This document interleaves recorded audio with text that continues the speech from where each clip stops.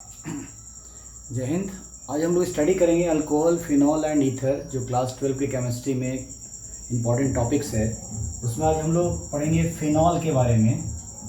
Phenol का structure मैं यहाँ बना रहा हूँ।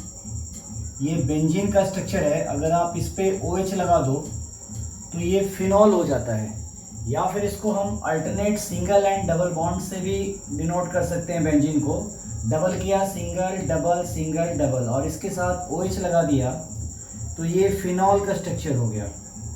ये हो गया फिनॉल। आज हमें इस वीडियो में जो पढ़ना है वो है प्रिपरेशन ऑफ फिनॉल। मैं आपको प्रिपरेशन ऑफ फिनॉल बता रहा हूँ। फर्स्ट जो NCERT में है कि आप फिनॉल कैसे बनाओगे, ये टॉपिक्स है from hello Erin. Hello Erin से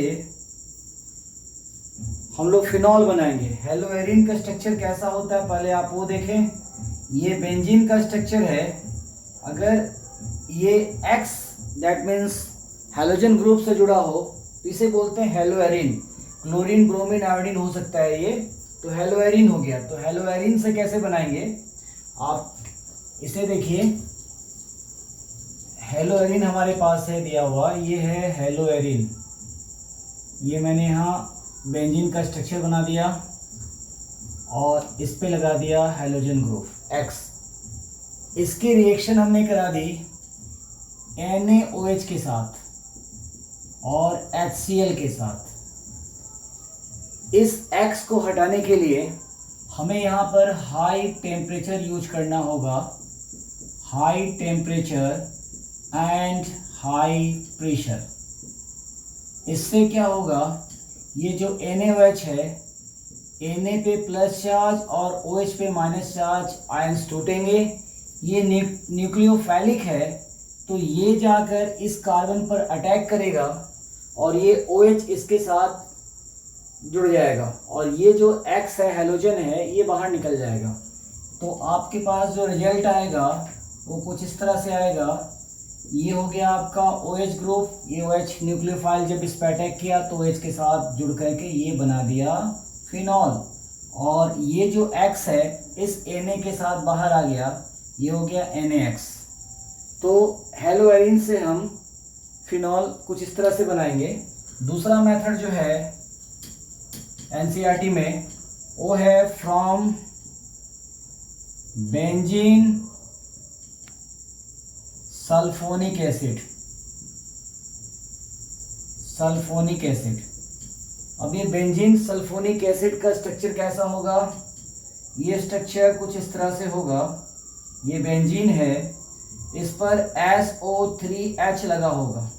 अब SO3H कैसे आएगा, इसे लाने के लिए हमें क्या करना पड़ेगा, ये बेंजीन है, इस बेंजीन की रिएक्शन करानी पड़ेगी कॉन्सेंट्रेटेड H2SO4 से, या फिर यहाँ पर हम इसकी रिएक्शन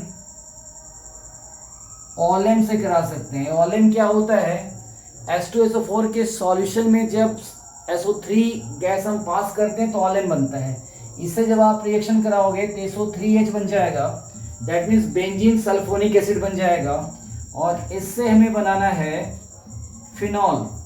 तो फिनॉल बनाने के लिए हमें यहाँ NaOH के साथ रिएक्शन कराना पड़ेगा और H प्लस जो एसिडिफाई होगा इससे रिएक्शन कराना पड़ेगा।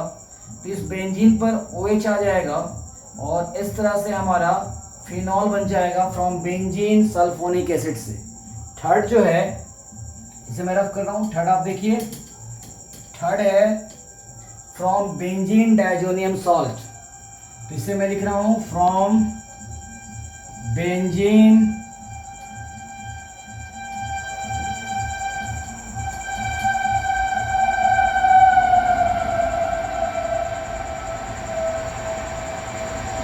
Benzene diazonium salt. तो बेंजीन डायजोनियम सॉल्ट का स्ट्रक्चर देखें, इस तरह से स्ट्रक्चर होता है बेंजीन डायजोनियम सॉल्ट का। ये N ट्रिपल बॉन्ड N से जुड़ा हुआ है। इस N को देखो आप 1 2 3 एंड 4 बॉन्ड से कनेक्टेड है, इसलिए इस पे एक प्लस चार्ज होगा और एक Cl नेगेटिव चार्ज होगा। इसे बोलते हैं बेंजीन डायजोनियम सॉल्ट। ये कैसे बनाएंगे, पहले बेंजीन डायजोनियम सॉल्ट आप इसे देखिए, इसके लिए आप थोड़ा सा याद करो Sandmeyer reaction.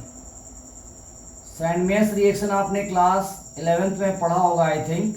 Sandmeyer reaction, Sandmeyer reaction में क्या था कि हम लोग एनिलीन लेते थे। याद कीजिए, एनिलीन में NH2 ग्रुप होता है और इसे बोलते हैं aniline.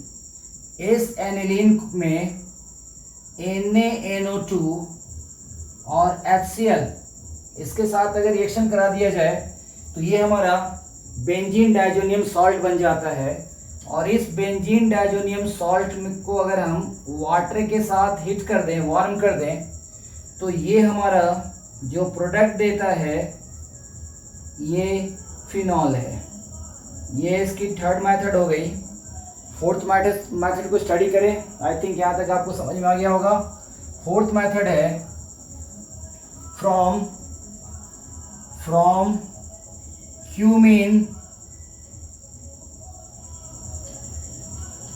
Cumene hydrogen peroxide.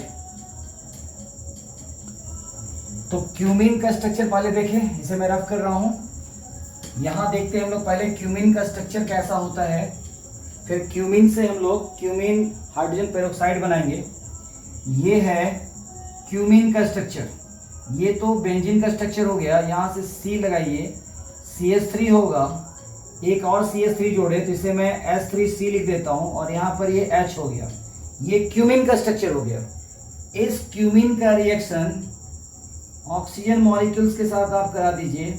H mu मैं इसलिए लिख रहा हूँ, मैं आपको बता दूँ, ये ऑक्सीजन है, डबल बॉन्ड O से जुड़ा हुआ है। ये सिग्मा बॉन्ड है, ये पाई बॉन्ड है। पाई बॉन्ड बहुत स्ट्रांग होता है। इसे ब्रेक करने के लिए हमें यहाँ पर हाई फ्रीक्वेंसी लाइट इस पर बम्बार्डेड करना पड़ता है। That means H Planck's constant और H हो गया आपका म्यू।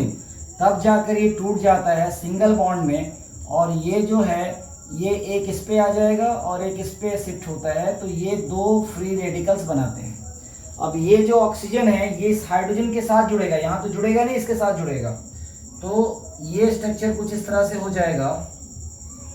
ये है आपका CH3 और इस तरफ हो गया S3C, और यहाँ से ये जो दो ऑक्सीजन के मॉलिक्यूल्स थे ये ऐसे आ गए, तो ये आपका बन गया क्यूमीन हाइड्रोजन पेरोक्साइड।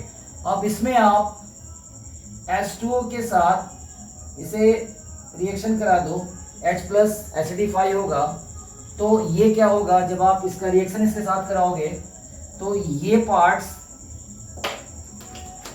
आप देखो ये पार्ट्स जो है ये पार्ट्स निकल कर अलग हो जाएगा और ये बना देगा फिनॉल। तो ये हो जाएगा फिनॉल बन गया ये। और जो पार्ट्स अलग हो गया वो इस तरह से देखो, C ये O है, ये जब निकल गया तो इसको बैलेंस करने के लिए यहाँ पे दो बॉन्ड आ गए, ये इधर शिफ्ट कर जाएगा, एक सिग्मा बॉन्ड एक पाई बॉन्ड होगा। ये हो गया आपका O, एक तरफ आप CH3 ऐड कर दीजिए, दूसरी तरफ S3C हो गया। तो ये बन गया एसीटोन का स्ट्रक्चर। तो इस तरह से इस 4 जो मेथड मैंने यहाँ पर बताया आपको, जो NCERT के बुक में है, इससे हम लोग फिनॉल का प्रिपरेशन कर सकते हैं। Okay, thank you.